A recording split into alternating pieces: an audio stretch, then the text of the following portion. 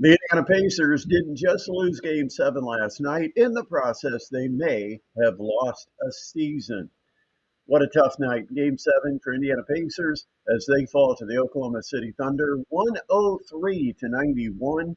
And now it is official. The Oklahoma City Thunder are the best during the regular season, and they are the NBA champions. Hope everybody's having a terrific Monday morning. Even Indiana Pacers fans who still have a lot to be proud of with this basketball team making it all the way to the limit in the NBA playoffs, game 7.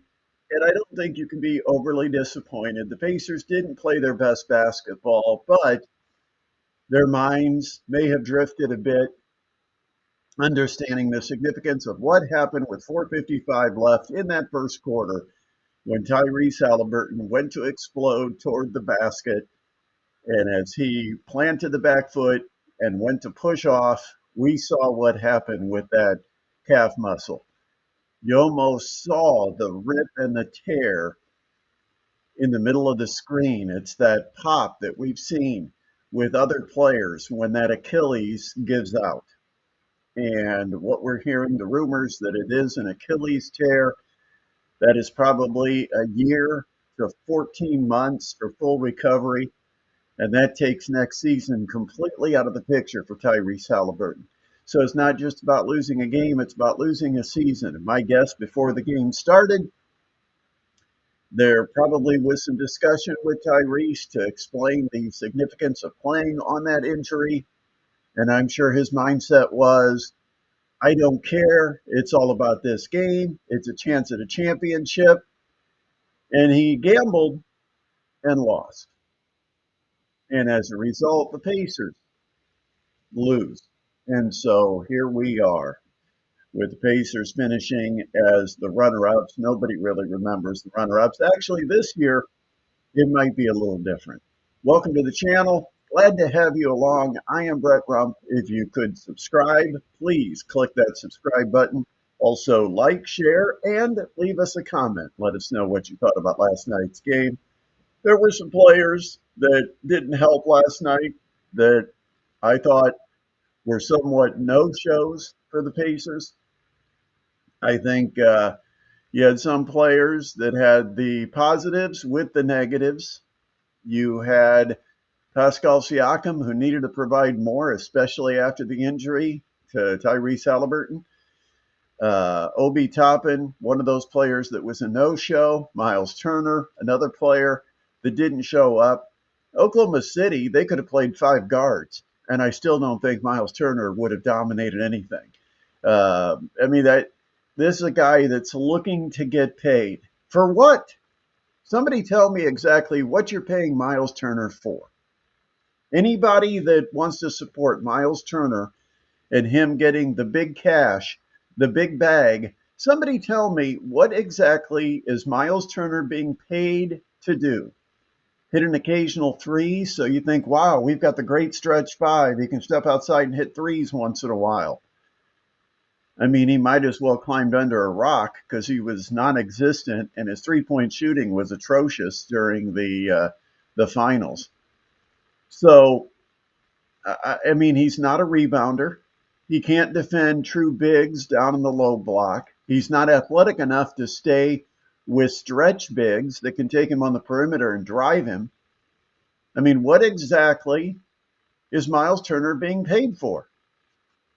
I don't get why there's all this perception that the Pacers can't survive without Miles Turner. He's got to come back. He's an anchor piece. I mean, it's a mistake. Did you watch the game last night? 1 for 4 at the free throw line. He's too soft to be a big. And I mean soft mentally and physically. But this was the biggest stage. This was the opportunity for the franchise he has spent his entire career playing for.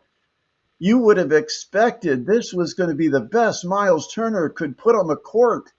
And it was not a great night for Miles Turner, to say the least.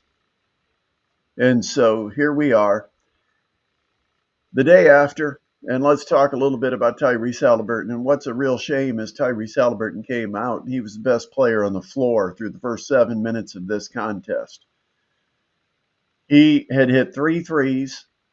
The only one he missed, the Pacers got an offensive rebound and a kick out, and he made the second one on the same possession. Other than that, 3 for 4 from three, 9 points. And with 4:55 remaining, the injury happened. We knew immediately. Just the way he went down, it looked so much like what happened in Game 5. Only this time, you could see the reaction from Tyrese Haliburton and know that it was going to be much more significant than the injury from Game 5. And it's sad. It is sad. I mean, it's a guy that's the face of the franchise, and he is going to be out. If it is truly what we believe it is, and we have no reason to believe anything else, he's going to be out for an entire season. I don't see him being back on the court at all for 2025, 2026.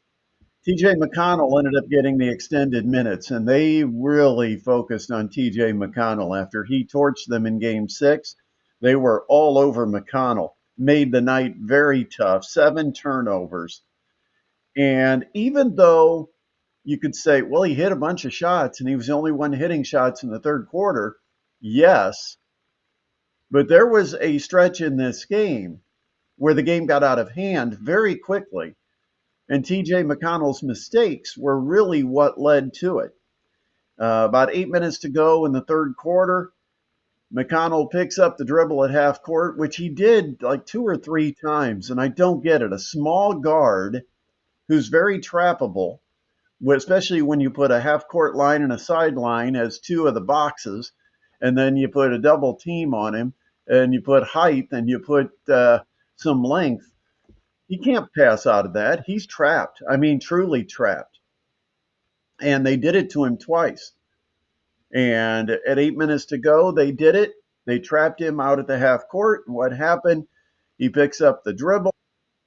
He gets caught in the box out at half court along the sideline and throws a bad pass. It's intercepted, and it ends up leading to a Chet Holmgren three-pointer. Now, that took the game from a 3-point lead, 59-56, to 62-56. Then 30 seconds later,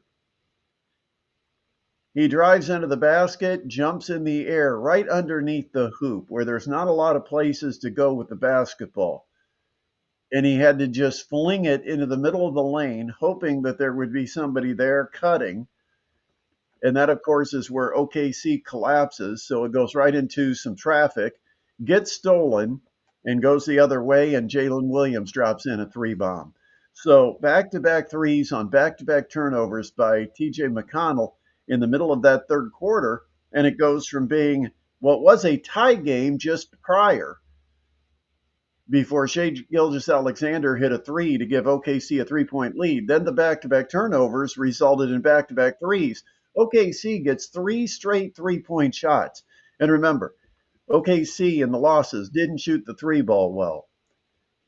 But they shot it better last night. I mean, they didn't shoot it great. They're not a 3-point shooting team. But that's how they get their runs, is when they do hit some threes. It's like a dagger because they're so good at setting up that mid-range or that 10 to 12 foot step back. And so they get back-to-back threes on the back-to-back turnovers, and the next thing you know, the Pacers are down 9. It seemed like they never really were in the game again, although there was a moment where it was 70-66. Pacers had the ball, and a bad exchange between McConnell and Toppin. I blame Toppin for the turnover because I thought the handoff was clean. It may not have been perfectly right in the hands, but Toppin bobbles it. And I thought he went to a bad spot on the floor with a bad angle to take that handoff, not giving him a whole lot of room. But it was another turnover for McConnell, and it goes from 70-66 with a chance to cut it to 2, maybe even 1 if you hit a 3-pointer.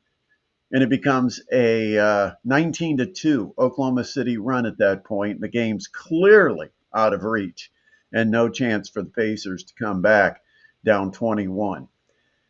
So, what did you think about the game last night? Give us your thoughts.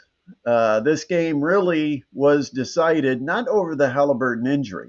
It was really decided over the players that just didn't show up and didn't have much of a performance.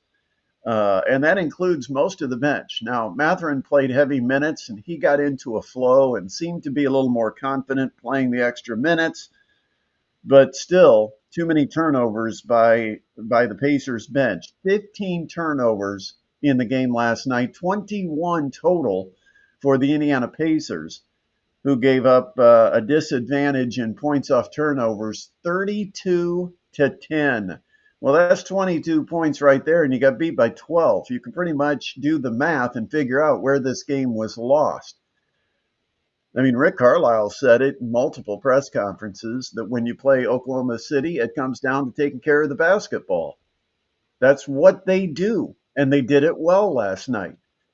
They apply pressure, they're handsy, they poke at the ball, and if you're not careful with the basketball and you aren't protecting the basketball, they're going to get steals. They're going to convert those into points, and that's where they put the distance between you and them.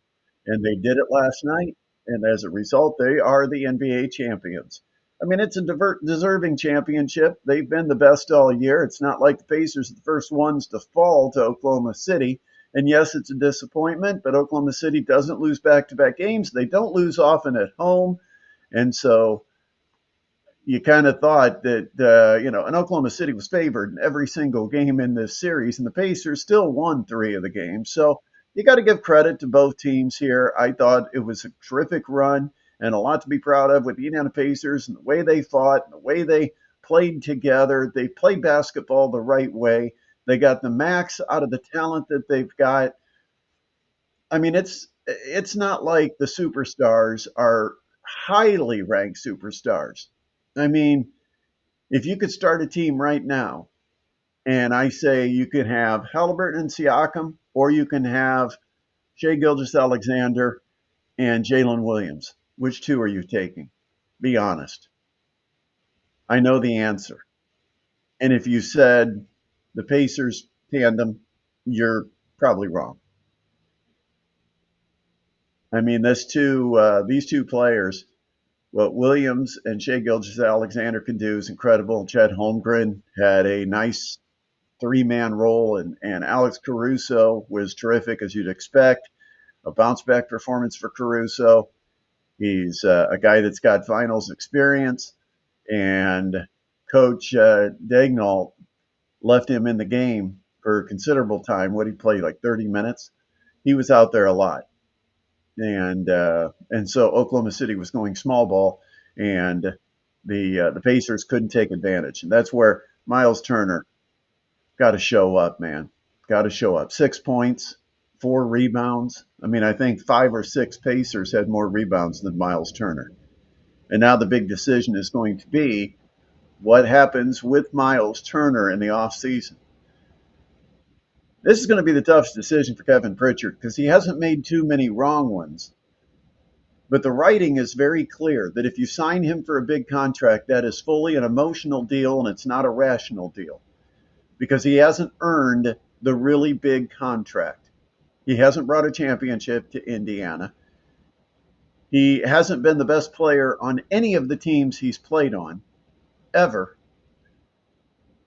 And he's not even truly a guy that you can count on to be your third best player. He's very inconsistent. He has matchup issues. It's going to be a tough decision for the Indiana Pacers this offseason. And now you add to it the fact that Tyrese Haliburton likely will miss the entire season next year.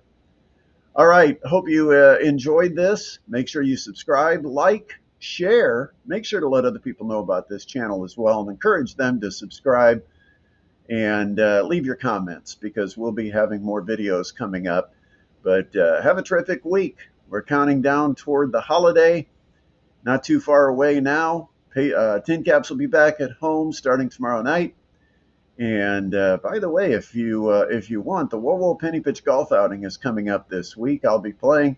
And if you'd like to get involved, you can still do that. You can call 447-5511 and ask about the Whoa Penny Pitch golf outing.